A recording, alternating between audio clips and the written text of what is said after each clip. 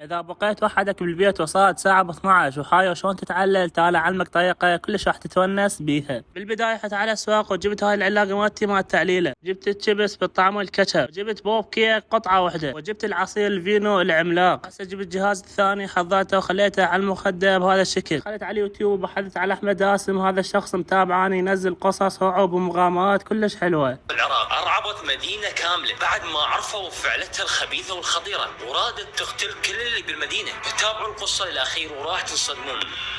بلشت قمت ابوع على قصة الملاية المرعبة، قصة كلش مخيفة، واكيد هيك اجواء ما تحلى الا تطفي الضوء وتجي تقعد على الموبايل وتباوع.